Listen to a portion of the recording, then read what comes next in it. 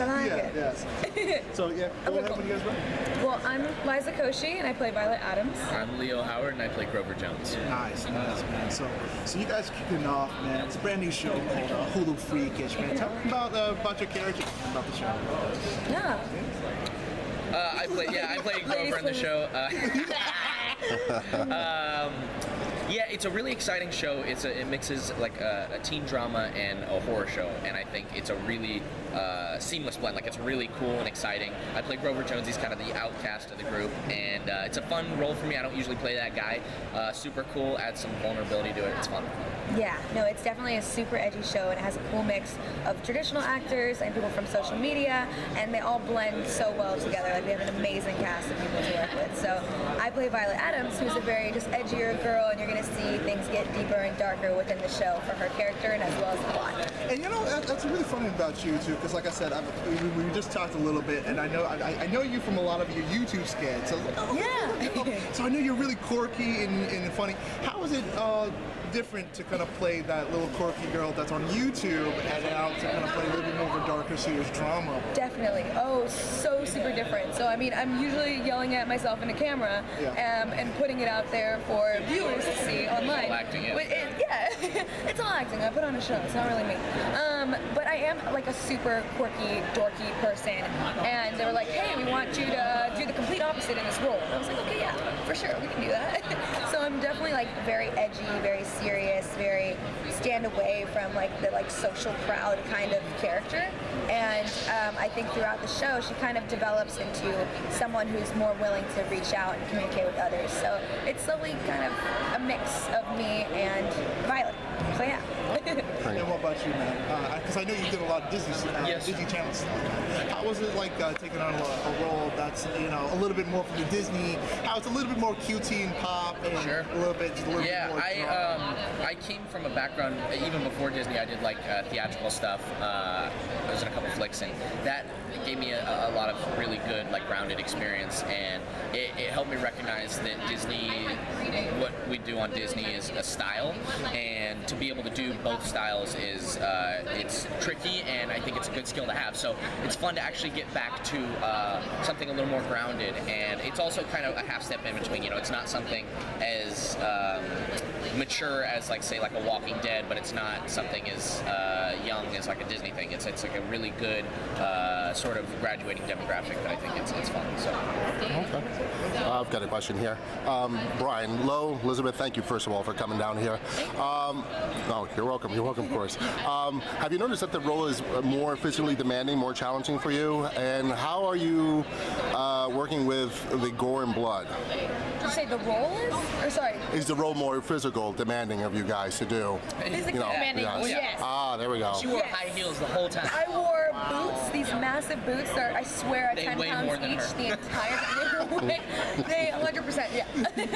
But it was literally like having weights on my feet the entire time. Honestly, I don't know why I didn't use it as a weapon and just swing my foot around and knock some people A little bit of off. Kimbo in there, okay. I definitely could have. No, but Leo is fantastic at executing the physical stunts. He's been doing it since he was a kid. It's amazing. I watched him. I was a big fan of him growing up, so it's been amazing to work with him.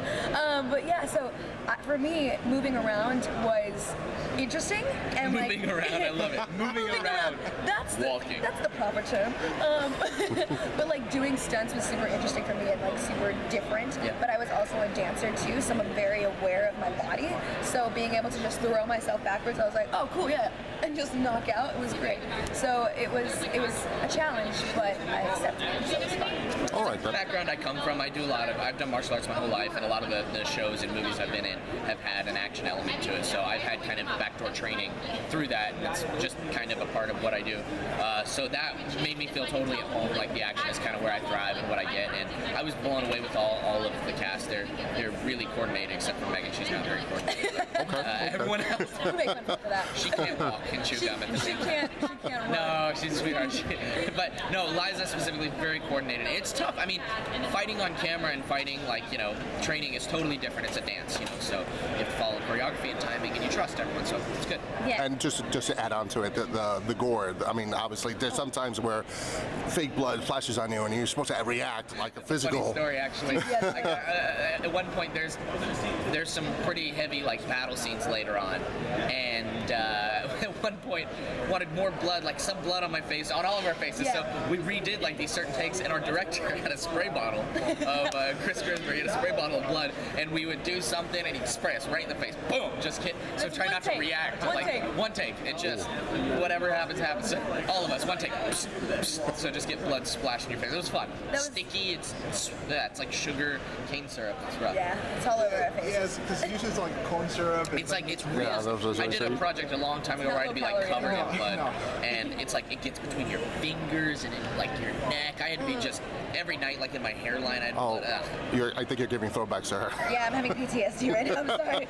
No, the show was great, and everybody handled it so well. I mean, we were constantly on set with these freaks that were transforming into even freakier freaks, and eating around them was really weird at first, but then it became super casual, and just the skin was falling off in my corn, and it was fine.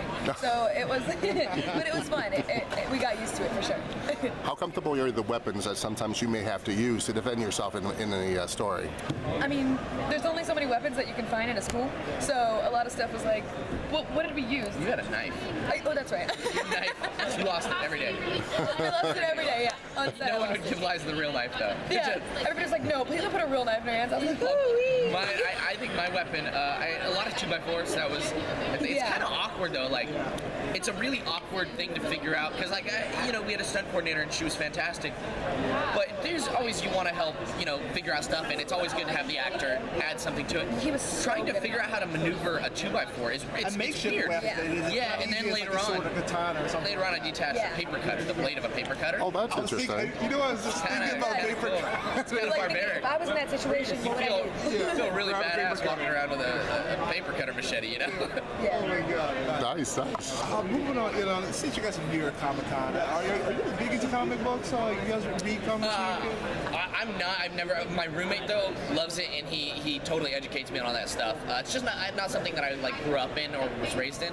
But I definitely we walk through, and it's a totally new, interesting world for me. I think it's really cool. It's so cool, and the costumes are ridiculous, amazing, They are. super in detail costumes that people are wearing. I actually collected Archie comics at a point. I don't know if that Archie, counts. yeah. I have boxes upon boxes of Archie comics. I love it. I love it. And I think it's cool too. The way the industry's going is a lot of comic book stuff too. Yeah, and that style, right? It's just really becoming a big Big thing. time. No, definitely. I mean, I'm seeing that at Comic Con. People are obsessed, and I love it. So maybe I'll get into it after this year.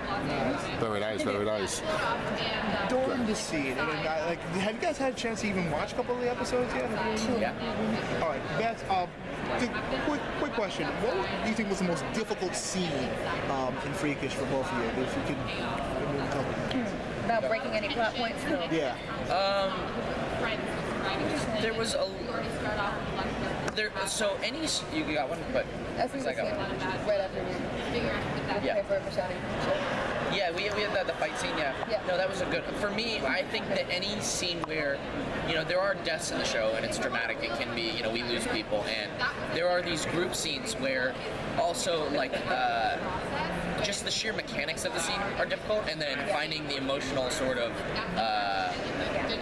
trail, I guess, if you will, can be tricky when you have 6 people in a scene and you're both kind of taking your own path, and there's a lot going on. There was a lot of those group scenes, and I think it makes you better as an actor too, to kind of stay a part of the group, but stay in your own bubble and remember where you're at mentally. It takes a lot of focus, and then that and the action scenes, they're always challenging because you're dealing with new people and you're trusting someone to swing a 2x4 at your head, and you're trusting them to not hit you and you to duck, and there's a lot that goes on. It's true. I mean, it's No, definitely.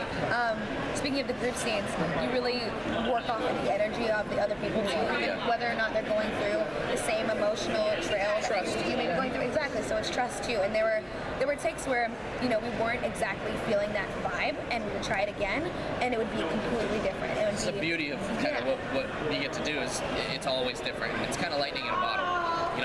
The takes they use. I'm not comparing this to some of like my favorite like classics and stuff, but the takes that are like endless in time, you know, Marlon Brando guys like that, it's lightning in a bottle, you know what I mean? Like that's one take and they catch it, and so that's kind of every take's different. It's always energy. Yeah. Interesting. Yeah, interesting. That's totally interesting.